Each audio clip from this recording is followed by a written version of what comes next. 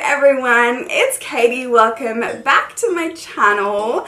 Long time no see, but I am so excited to be posting another client makeup tutorial.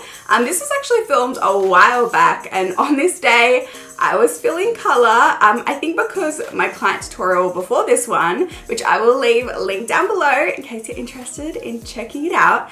But yeah, it was more of like a natural everyday glam look, and you guys know I love some color. So today we're playing with some pinky cranberry tones on my lovely model Zaina. So yeah, if you didn't know, I launched my freelance makeup artist business earlier this year. So if you are in Sydney and you would like your makeup done by me, I'll go ahead and leave my website link down below, and I would love it if you were to check it out. And talking about websites, I want to give a quick shout out to my web designer, Ashley. This was my business's first formal season, and although I loved every second of it, it was crazy and things wouldn't have run as smoothly as they did if I didn't have such a bum-ass website that I'm seriously obsessed with. I designed it and she brought my vision to life. I loved working with her.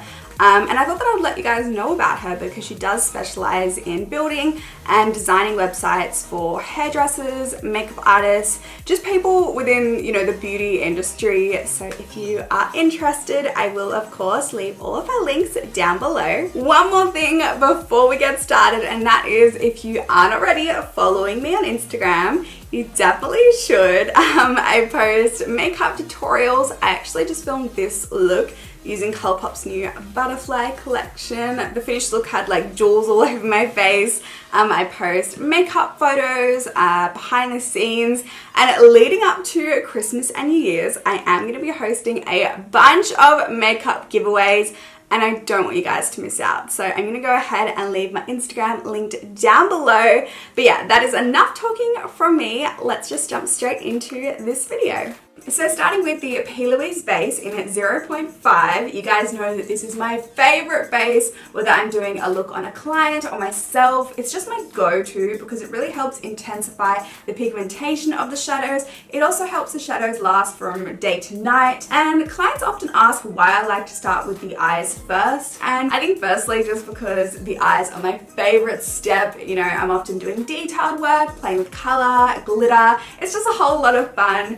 But those looks can often take a little bit longer than the base, so I also just like to get it out the way. And also, if I am working with glitter or intense color, there can sometimes be a little bit of fallout. If I've already done the base, then removing that fallout, oh, it would just be a hot mess. So yeah, that's why I like to start with the eyes first.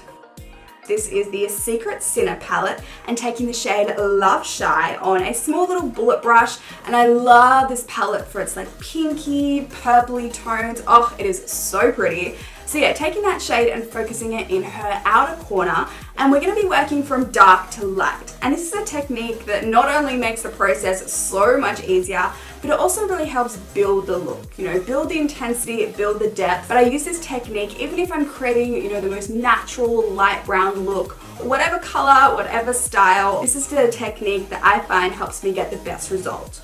Then taking the shade Pleasure, and I'm going to use my thumb to gently lift her eye area so that I can get more of a precise application in her crease. And once I've really packed that shade in the outer half of her eye, I'm then going to use a clean brush to softly blend that shade in towards her inner corner, just so that we're keeping all of the intensity in her outer corner.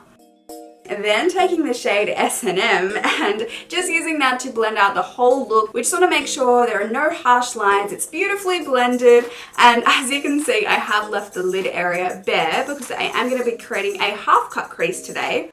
Time to cut the crease. And as you can see, again, I'm lifting up her eyelid area just to ensure that there are no, you know, folds in her skin. It's just a fairly flat surface to work on. And I'm making the cut crease a little bit smaller than I actually want it to be, just because when I'm working on and fixing up the shape of the cut crease, I can build and add to the size then. And I think this tip works for the whole makeup application.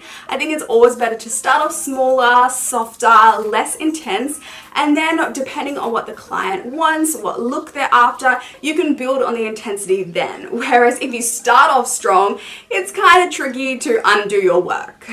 Now the next step is totally optional, but I'm taking some makeup remover on a cotton tip and removing the base we just applied. Now you guys have seen me do this tip in many of my makeup tutorials on myself, and the reason I'm doing it is because I'm going back in with more eyeshadow to define and carve out the edge of the cut crease. And now that the base isn't there, we can just blend as much as we want, you know? We don't have to worry about any fallout on the lid, being too precise, but again, I only do this step if time allows it. With a small angled brush, I'm going back in with the first shade we used, Love Shy, to carve around the edge of the cut crease to create more depth, dimension, intensity, all of that good stuff. And then to ensure that there are no harsh lines, I'm going to use the shade Pleasure to blend everything out, and back in with some more makeup remover on a cotton tip just to ensure our cut crease is nice and sharp and precise. Now that we have a clean canvas to work on, I'm going back in with that P. Louise base and repeating the same step as before, so just applying it all over the lid and carving out the cut crease.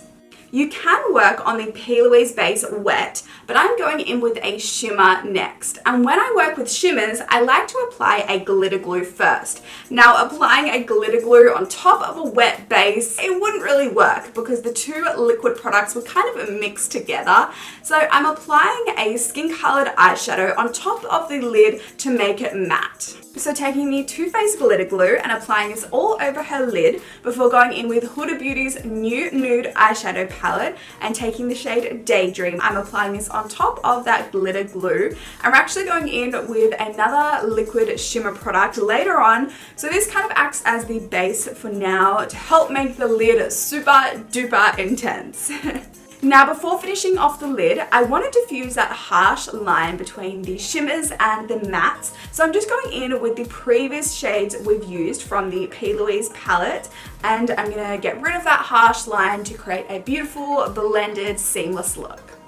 And taking Colourpop's Supernova Shadow in Sandcastle and applying it on top of that shimmery base. And I love this shimmery liquid eyeshadow. It's this gorgeous pink color, and I think it really ties the look together. It makes a statement and it makes her eyes pop. So this is how we are looking so far, and I seriously love the pink on Zaina's beautiful deep blue eyes. Oh, I'm obsessed.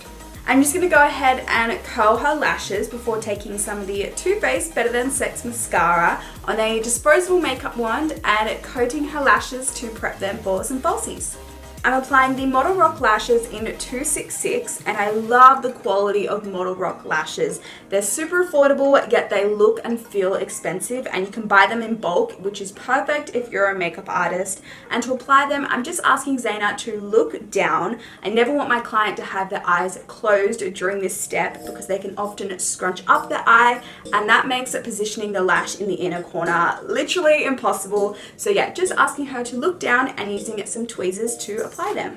I'm applying a thin line of black gel liner to help hide the lash band before going in with some more mascara and coating her falsies to help blend the falsies into her natural lashes. Moving on to the skin, I'm taking a green concealer from Australis. Now Zaina has a normal skin type and beautiful skin, so we didn't have to do a lot of prep work, but I am color correcting a few little tiny red blemishes before taking the Cover FX Gripping Primer. I'm just applying it all over her face, and it literally works like glue to hold the base in place from day to night. For foundation, I'm taking the Milani Conceal and Perfect and mixing 2 shades together, and I love this foundation. It has great coverage and sits beautifully on all skin types. And I'm using a damp beauty blender to apply this, as I find using a sponge really helps press the product into the skin to create more of that natural finish, rather than the product looking like it's sitting on top of the skin, if that makes any sense. Now I did match her foundation color to her neck and chest area, which is a little bit lighter than her face, and I am actually blending some of the product down her neck to ensure that we don't have any makeup lines. The product is just beautifully blended and seamless. To add a little bit more coverage under her eyes, I'm taking the Benefit Boying Cakeless Concealer. I love this stuff. It has great coverage and, as the name suggests, it doesn't look cakey on the skin. I'm taking the Laura Mercier Translucent Powder to set her face to ensure nothing moves or slips or slides throughout the day. It's all locked into place, and again, I love this powder. It doesn't look heavy on the skin. It doesn't create like a white cast or flashback. It is so good. I'm taking Benefit's Hoola Bronzer in Light and using the brush that comes with it to define and carve out Zaina's cheekbones before taking a more fluffy brush and applying the product just above that contour and around the perimeters of her face to really warm up her complexion. I'm taking quite a pinky toned blush from the Morphe 9N palette as I really want her cheeks to tie in with the pink eye look, and I'm applying this to the apples of her cheeks and bringing it back towards her temples.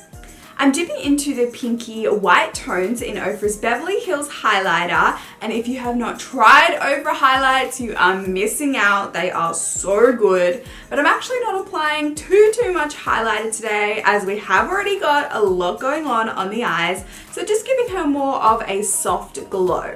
I'm brushing out Zaina's brows before taking the Chichi Brow Pomade in Blonde, and Zaina naturally has quite full brows, so I'm just going to be filling them in, not really touching the beginning of her brow, more so just shaping and defining the arch of her brow and the tail. Then taking Benefit's Gimme Brow Plus in shade 1 to help create some more texture and fullness to her brows and to lock those hairs in place. Moving on to the lower lash line to finish off the eyes, I'm taking a black gel liner to line her waterline, and my favorite gel liner is by Inglot. It literally does not budge. I'm basically doing the exact same steps that I did on her lid, so taking the darkest shade we've used, which is Love Shy, and running that as close to her waterline as possible before blending that out using the shade Pleasure to create a really smoky, blown out look. I'm then going in with some more mascara and coating her lower lashes. I'm also going to be highlighting her inner corner to make her eyes really pop using the same highlight that we used on her cheeks. Sticking with the whole pink theme, I'm taking the Jeffree Star Cosmetics Mini Velour Liquid Lipstick in Skin Tight and applying this all over her lips, and I love using a liquid lipstick because you know that it is going to last. I wanted her to have a glossy finish, so I'm taking the ColourPop Ultra Glossy Lip in Fresco, and then I set everything using a setting spray, and then there you have it. This is the finished look. If you enjoyed this client makeup tutorial, I would love it if you were to give it a thumbs up and let me know all your thoughts in the comments. If you would like your makeup done by me, my website will be linked down below, as well as my Instagram. Don't forget, I will be hosting some giveaways, so definitely check that out. Thank you so much for watching, and hopefully I will be seeing you in my next video. Bye guys!